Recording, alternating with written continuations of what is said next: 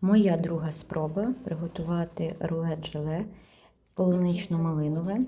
Цього разу пінку я взбивала менше часу і вийшло воно дуже класно. При змішуванні пінка не осіла, але перша помилка – це вилити на саме харчову плівку, так як від неї воно дуже важко відставало і воно постійно відривалося.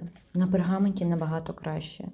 Другий нюанс – це те, що маленька форма і високе желе. І при скручуванні воно сильно тріскає, видно на відео. І його важко згорнути було.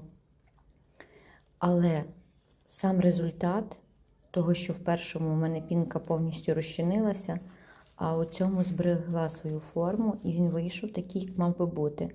Хто готував такий десерт, поділіться, можливо, є якісь нюанси, знаєте що. І як вийшло у вас.